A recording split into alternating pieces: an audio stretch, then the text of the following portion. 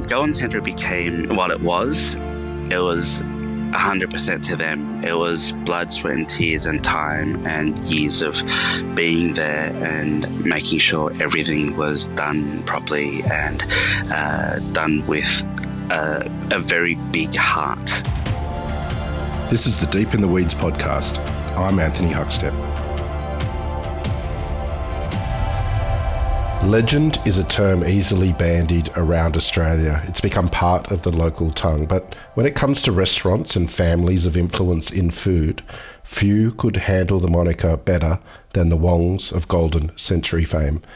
Billy Wong is the owner of XOPP by Golden Century, The Century by Golden Century, and Golden Century BBQ. Billy, how are you? Thank you, Anthony. That's a very flattering and a very generous introduction. So thank you very much. I'm great and happy to be on your podcast. Well, it's a very, very apt thing to call your family. I'm not sure there's many people in Sydney that haven't experienced Golden Century, and a lot of us miss the original. How are things going at the moment with the three venues you have? Things are going quite well. Look, I think with everyone in the industry, we've gone through a lot, but having said that, I think we've been through a lot, and we've always been tough as a group and tough as operators, and we've been through the worst of it, and now we're quite happy where we are, the way things have gone, and we're quite proud of what we've got and what we've achieved to date. You've got three amazing restaurants at the moment, and obviously the iconic Golden Century, which we can get to a little bit later on. But tell us about the three venues that you have going at the moment and sort of how different they are from each other. XOPP, we opened that in 2019, 3 months before the COVID period, but that was actually the establishment of the Darling Square precinct as a whole. A lot of people would know the Darling Square precinct previously as where the entertainment centre used to be, and it's now been redeveloped into a wonderful and buzzing dining, residential and fun precinct. XOPP came about as a restaurant that we opened to sort of to capture as a younger crowd. It was supposed to be more modern. It was fun, and yet it plays to the name of our signature dish that started more than 25 years ago, which was the stir-fried pippies with XO sauce. It's an extraordinary dish. Tell us a little bit more detail about that dish, because there aren't many Sydney-siders that haven't had it. So it was listed as a iconic dish in Sydney, in the Sydney Morning Herald many years ago, and it was something that started or originated at Golden Century in Sydney's Chinatown. So it was a dish that sort of paired a very accessible seafood, which was the very humble pippies, and with our house-made XO sauce. So XO sauce has always been a dish which originated from Hong Kong. It's a dish that's made with premium ingredients, and the name XO actually came from it used to be in Hong Kong, where it was always associated with the most expensive ingredients being used to make a sauce that paired very well with seafood. Tell us a bit about the other two restaurants, the Century and Golden Century BBQ as well. So the Century we opened back in 2012, but the history at the Star actually goes back to 1997. So we've been at the Star since 1997. Originally, when the Star City first opened, some of your listeners may or may not remember, when they first opened the Star, it used to be the Sydney Harbour Casino, and then when they opened Star City, we moved in and we opened a restaurant called City Noodle Cafe. It was the fast casual Cantonese barbecue with simple stir fries, and it was just a really popular, simple, casual sort of place to go to. And the Century sort of came about when they did the whole redevelopment of the Star. They built a new hotel, the Darling. They built the event center, and at the time when we left, they invited us to come back to reopen as their signature Cantonese Chinese restaurant here on the property. So we opened the Century as a signature Cantonese Chinese restaurant at the start, and we've been here since 2012, and the rest is history. And the Golden Century Barbecue is a little newer. How did that come about? Golden Century Barbecue came about when we were expanding at XOPP in Darling Square, and we were running a bit out of space. As chefs in kitchens, you never ever have enough space. So we were getting busy, and there was an opportunity where we saw an I guess a gap in the market where people were looking for fast casual Cantonese barbecue in Chinatown in Darling Square, where they could just come in, grab a quick Cantonese roast meats, and that was where the opportunity came up. A space came up for us to open up directly underneath XOPP, and that became a sort of takeaway offering that we could do, where people would come in with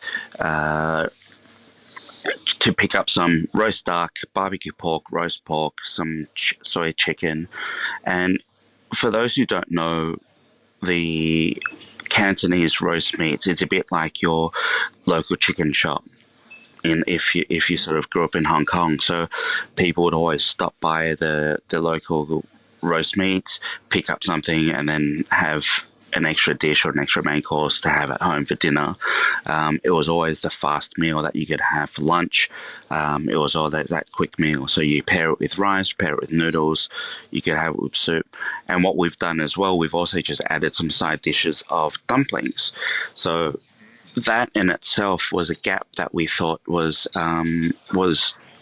there was demand for, and there was a lot of people just seeking to just have a quick bite to eat, and it sort of fit that space and fit that market and fit the location for us very well, particularly with the buzz, with the fun, with the vibe of Darling Square as a dining precinct. Golden Century over many decades was a go-to for many people in Sydney, and particularly those in the hospitality sector as well, once they'd finished work and put the tools down. Well, take us back to the period of time when the decision was made to close it. Was it a difficult time for you guys? For many people, when the news broke out, it was obviously news, but for us, it was something that was ongoing for quite a while. The lease was up. It was in the middle of lockdown and in the middle of COVID, and we just couldn't come to terms with the renewal of the lease. So we were in that site for 32 years. So when we first arrived in Australia, I was a young boy back then, and Mum and Dad started running Golden Century in 1989 after arriving from Hong Kong as new migrants after 2 weeks of arriving.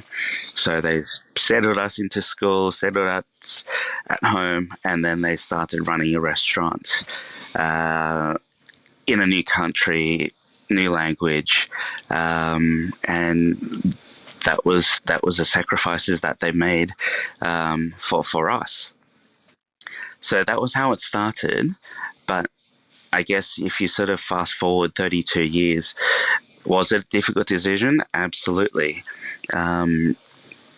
But it was a decision that ultimately had to be made.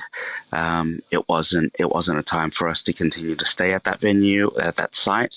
So ultimately, we had to decide to leave. But what we've really ended up doing is we've reassigned our chefs and also our a number of our staff over to XOPP by Golden Century, where it now offers the traditional menu, the same menu, and the same offering, the same food, the same taste, and the same recipes.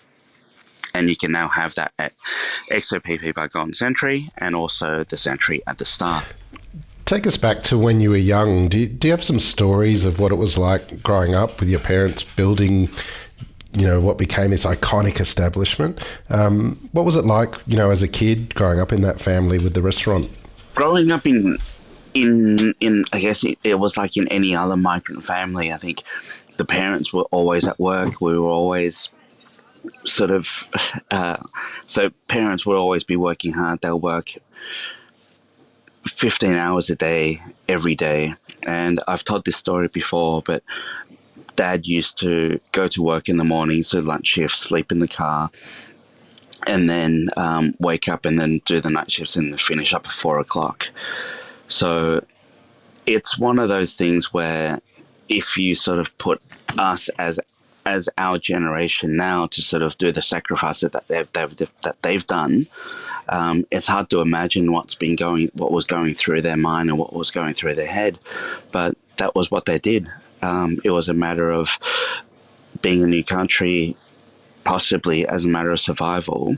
But it was just all about hard work, all about the grind, and all about just getting it done. And look, for them, it was never about building Golden Century into the institution that it was. It was just for them, it was just going to work every day, doing what had to be done, doing what they thought was right. And they did that day in, day out, without many day offs.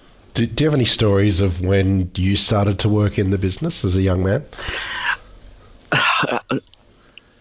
I actually looked into when I first finished school. When I finished school, I went to university. I studied finance. I studied psychology, and I actually worked in corporate for a number of years. I worked in corporate for 7 years before eventually sort of leaving the corporate sector and start working with the family and working in hospitality. So I was a late joiner in a way, but the 10, 12 years that I have worked with the family, it's been an amazing experience. It's been a big learning experience at the same time as well. But having grown up in the restaurant, I remember doing homework in the restaurant. Mum would pick me up from school, take me back to the restaurant, and I'd be there till 11 o'clock when Mum finished, and then she'll take me home. So if I had homework to do, I'd be sitting in the corner doing my homework, and then at night when I was tired, I'd doze off, and then Mum would take me home, go to sleep, and then take me back to school the next day. So that was the sort of life that that was sort of my childhood growing up. If you sort of think back, we're very lucky the way we're growing up now, the lives that we have now. But that was how I thought every other kid was growing up.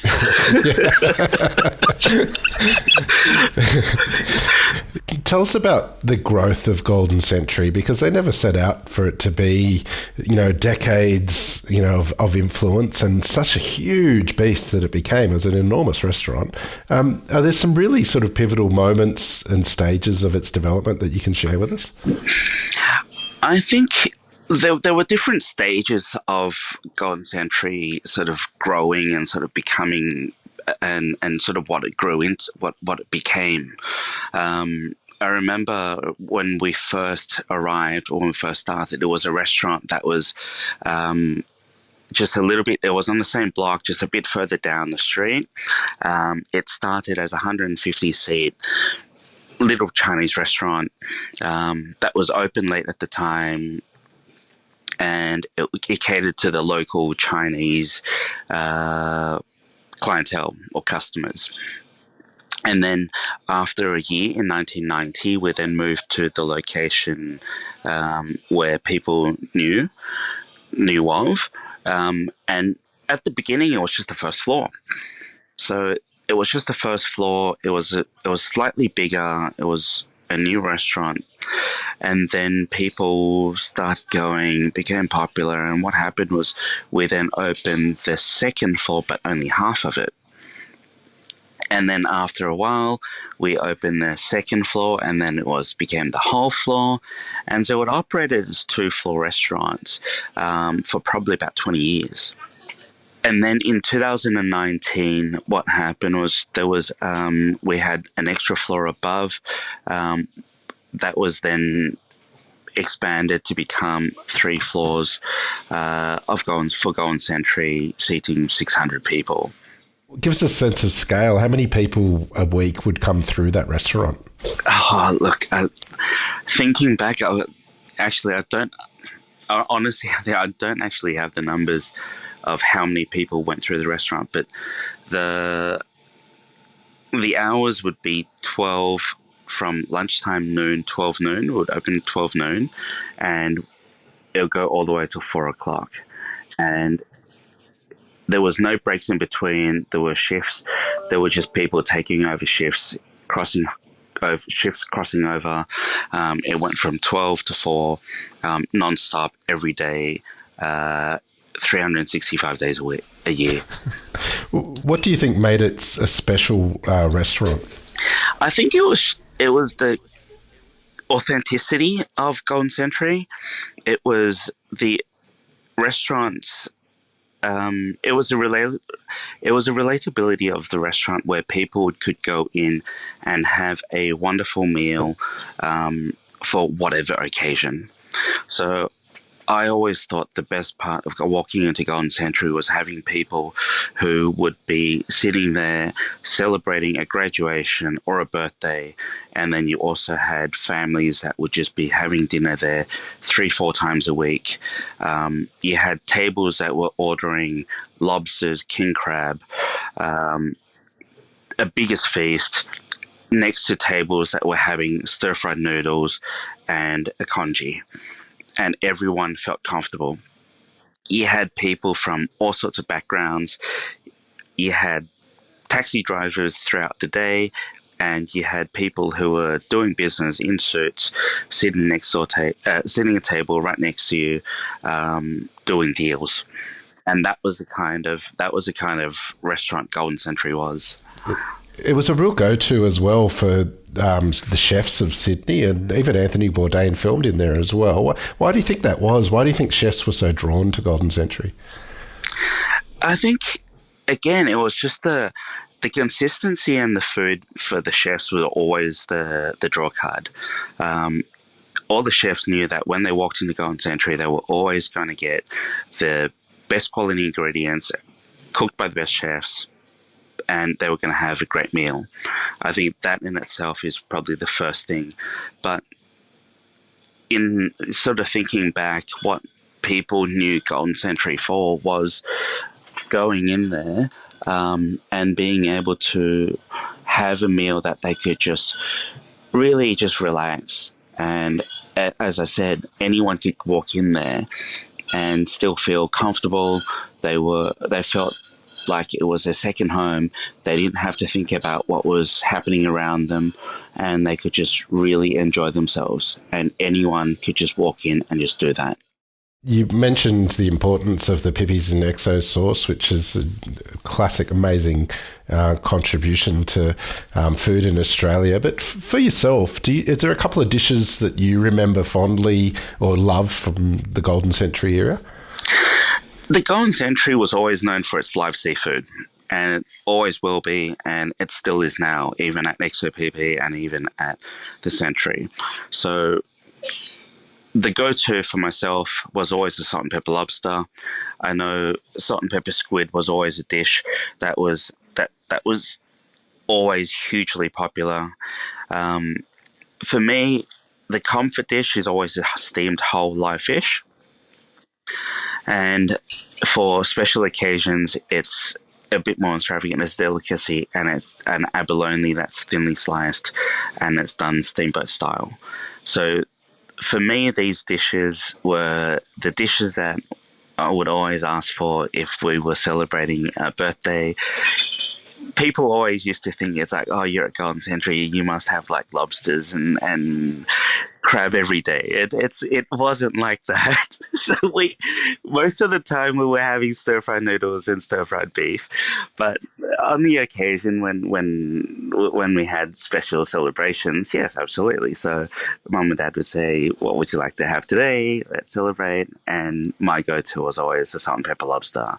Um, and I think when you were talking about it's like what people were always why people found Golden Century so special. I think it's the little things that Golden Century has always done. It's the attention to doing the food and doing it right. So when you're cooking, a lot of it comes down to experience, especially when you're a Cantonese chef. In a kitchen of that size, you have many different sections within a Chinese restaurant, and the the attention to detail and the steps that they go through, they didn't take any shortcuts. It was always done step by step, and everything was just done as busy as they got. It was just something that they would do it the right way, execute it properly, do it properly every time. And it came through in the food, it came through in the taste, and it definitely came through it when people were sitting down ordering a dish and having that dish. And I think that's probably the most important in maintaining the consistency and the quality of having the best ingredients, the freshest ingredients, and having the food cooked and executed the way it should be done. What does it take to run such a huge, 600-seat venue with so many staff and open so many hours? Like, how do you keep things on track and prevent the sort of chaos from erupting? I remember going into Golden Century, and I love standing in the kitchen and just watching the guys work, and and the way it operated was because everyone sort of knew each other and everyone have worked with each other for such a long time.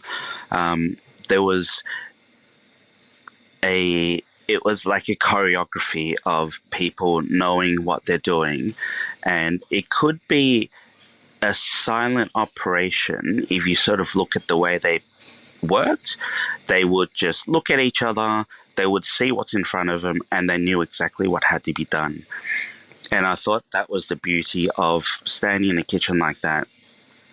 It didn't need to have a lot of people screaming at each other, yelling out things. It was just an operation where people just were pumping out dishes at speed, but people just working so well with each other and working in harmony and working to a point where it was just a well-oiled and I would say machine. And it really was. It really was. So it's a bit like of if you sort of think you could call it maybe like an orchestra. If you love music, you could think of it as like a very well run team of chefs. And you could, if you love sport, it's just a really it's just a good team that sort of work together really well. And it's not something that you could just reproduce. It's something that took years of people working together, people knowing each other, and people understanding each other, and having that sort of chemistry between the different teams, and having the heart of doing everything right and not taking those shortcuts. Your parents, Eric and Linda, as you mentioned, sort of started this restaurant way, way, way back, 32 years ago or more. And did they pass any sort of influence or advice on to you when you shifted your career from finance into the industry that you can share with us? Look, 100%. Look, if the Golden Century is all their hard work. So they were given the Legend Award by the Sydney Morning Herald Good Food 2 years ago, and with that recognition, I think they were extremely proud and extremely happy. But having said that, I personally, with a bit of bias, even though they got that recognition, I still think that there's a lot that people don't see behind the scenes of what they've actually put into the restaurant. So I've always thought of Golden Century as them. It's their, even though we're the sons, but I think Golden Century was their baby. So Yeah. it's Golden Century became what it was. It was 100% to them. It was blood, sweat, and tears, and time, and years of being there and making sure everything was done properly and done with a very big heart. The What they've passed on to me was pretty much the doing things the right way, the hard work that you need to put in. There are no shortcuts. Nothing's easy. People talk about work-life balance. It's like there's only work. There's what life is. But that's the way it was. I think that's how they looked at it, and they took it. They took the restaurant so seriously. They took the time to make sure everything was done properly. Um, they were there every day. They would get their hands dirty. They would be working with the staff all the time and making sure things were done the right way. They supported the team. They supported the chefs who were there. And they made sure that whatever the experience that the guests were having, whatever the experience that the guests got, was the best that they could do.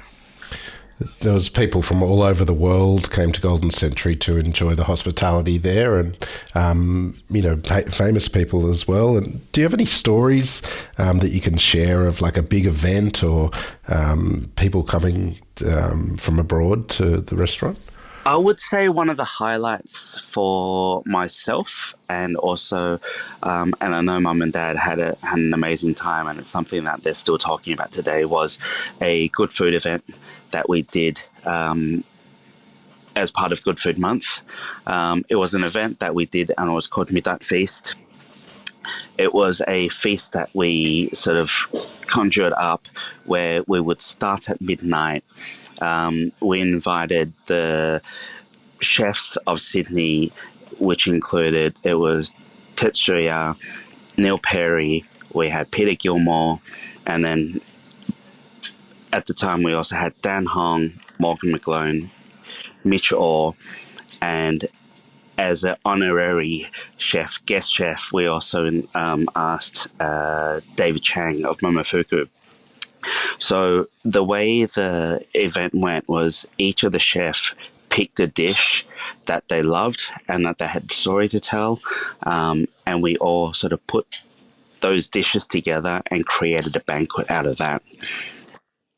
So that for me was such a special event, where every single of those chefs didn't blink an eye and said, yes, would love to be part of it. And I think the feedback that we got from that was, it's just an amazing experience to be able to see the chefs of different generation coming through.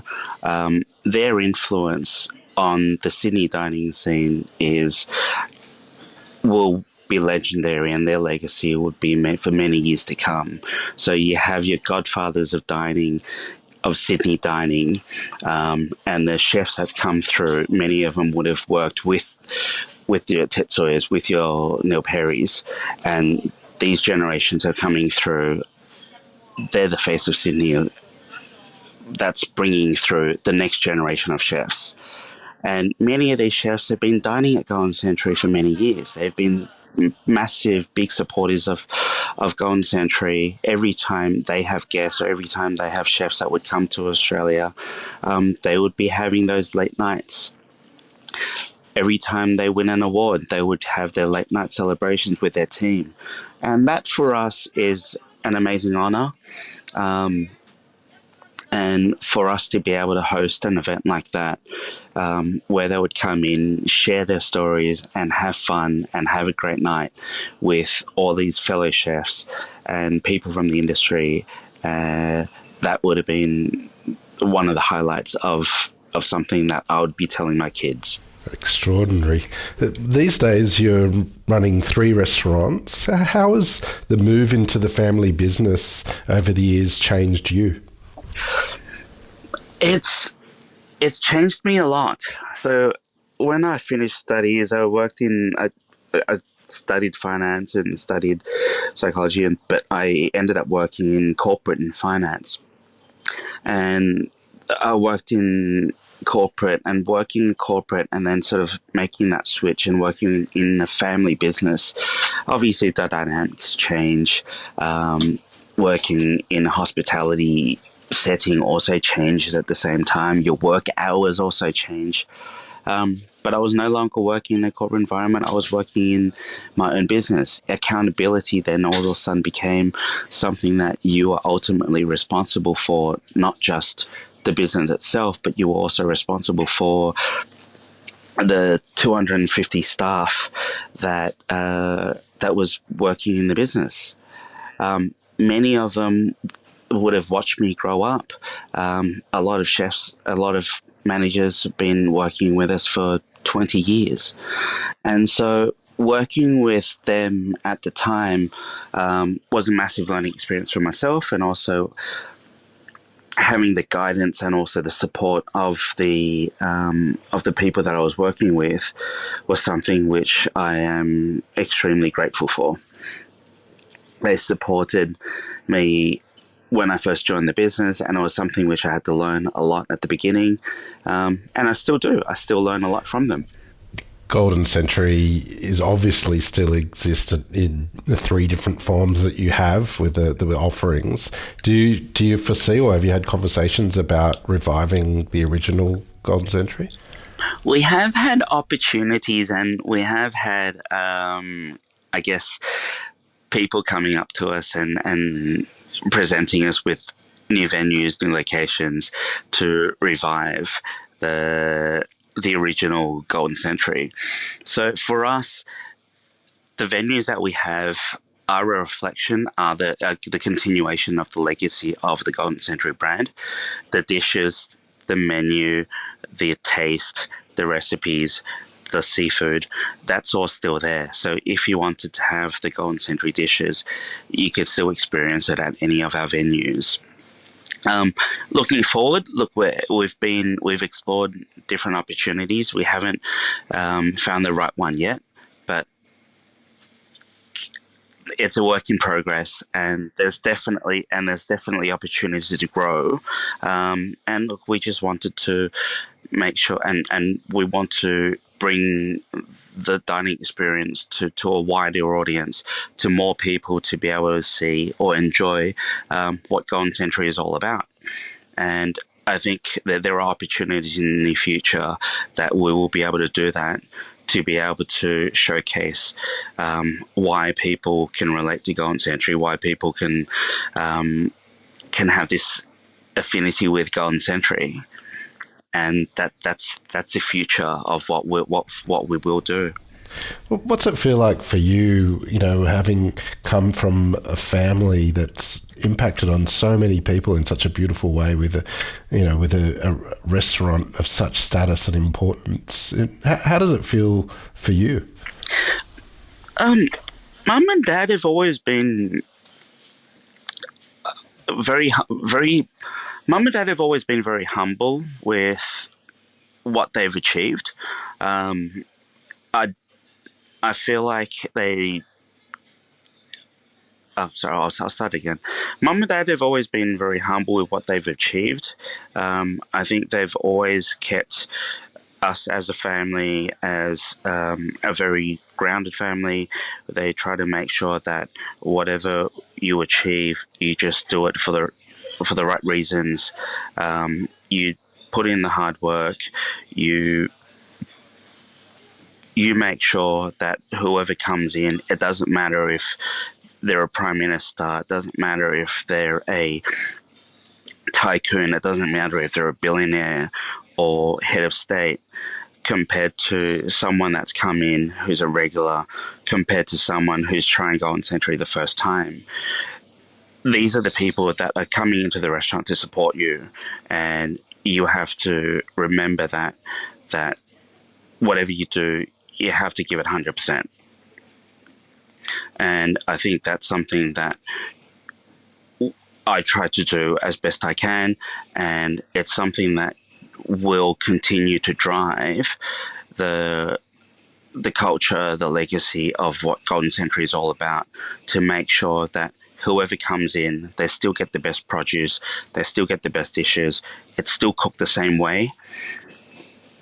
And that was what Golden Century was built on, and we will just continue to build upon that. Wow, it's amazing that you are continuing the legacy, Billy. What do you love about what you do? I love the people.